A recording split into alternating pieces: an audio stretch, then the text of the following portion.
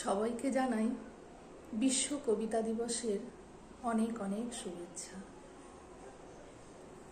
আমরা প্রত্যেকেই কম বেশি ভালো মন্দ যেমনই হোক কবিতাকে আবৃত্তি করতে পছন্দ করি, কারণ আমরা ছোটবেলাতেই মায়ের কাছ থেকে প্রথম সেটা শিখে থাকি। আমাদের প্রত্যেক মায়েরাই তার সন্তানকে প্রথম ছড়া বলা, ছড়া মুখস্থ করা, কবিতা মুখস্থ করানো শিখিয়ে থাকে। মা তার সন্তানকে নিজের মতো করেই কবিতা আবৃত্তি করা শিখিয়ে থাকে, মুখস্থ করা, কিভাবে বলতে হবে। তখনের ছড়া বা কবিতা হয়তো স্কুলের জন্য শেখানো হয়, শিখিয়ে থাকে মায়েরা। সব মায়েদের সুযোগ আসে না তার সন্তানদের কবিতাকে স্টেজে, তার সন্তানের কবিতাকে স্টেজে নিয়ে যাওয়ার। তা আমার জীবনেও সেই সুযোগ আসেনি বিভিন্ন কারণে।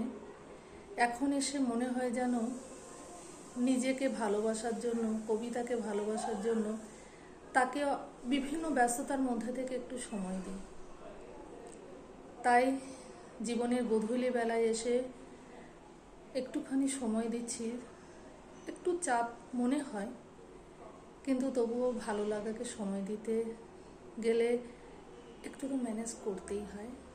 তো তেমনই আমার জন্য এটা এখন আমি একদম সেই শিশুকালে রয়েছি। ভালো মন্দ যেমনই হোক নিজের মতো করে কবিতাকে আবৃত্তি করতে ভালোবাসি।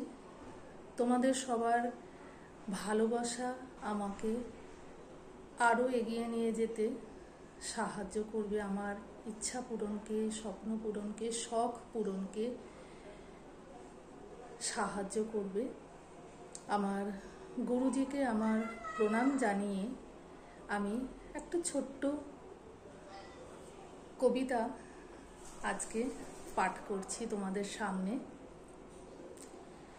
যেহেতু বসন্তকাল চলছে, আমাদের প্রত্যেকেরই ঋতুদেরও যেমন, প্রকৃতিরও যেমন বসন্তের অপেক্ষা থাকে।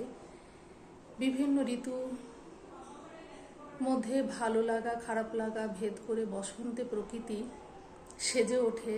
আমরা ঘরবন্দি, অট্টালিকাবন্দি জীবন থেকে ছুটে যাই প্রকৃতির মধ্যে, প্রকৃতির শোভা উপভোগ করতে বসন্তকালে।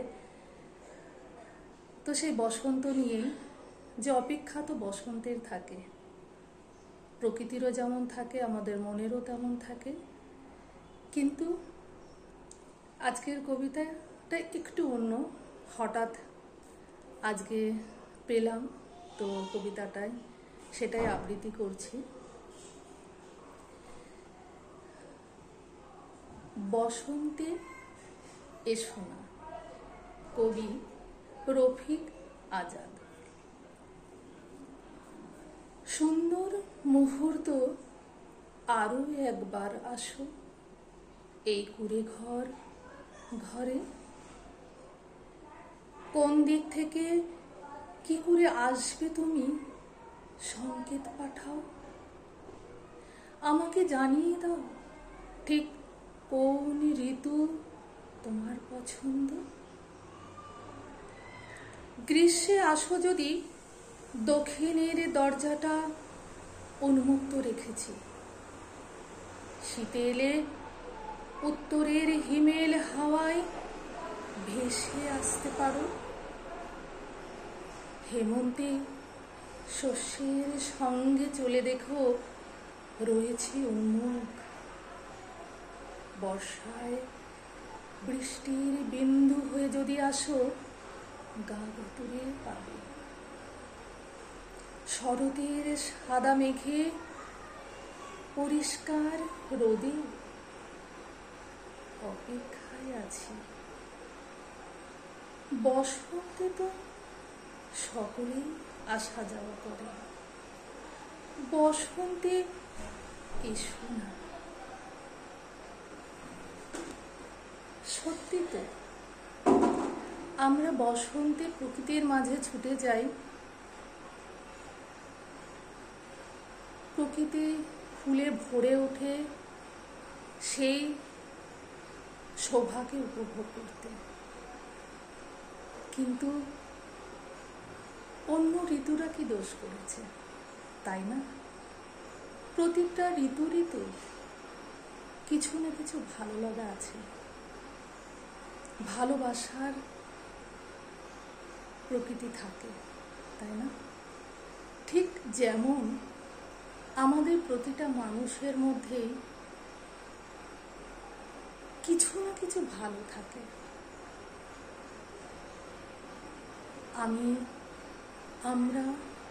আমরা সবাই মানুষের ভেতরের সেই ভালো লাগা, সেই ভালোবাসতে পারা প্রকৃতিকে একটু যদি খুঁজে দেখে তাকে সুযোগ করে দিই, তাহলে কিন্তু সে আমাদের জীবনে থেকে যেতে পারে, আসতে পারে, বা আমরা তার কাছে পৌঁছে যেতে পারি। আজকে এই বিশ্ব কবিতা দিবসে আমি সবাইকে আমার প্রণাম জানালাম। সবাই নিজের ভেতরের ইচ্ছাটাকে পূরণ করার চেষ্টা করো, যেভাবে আমি চেষ্টা করছি। নমস্কার।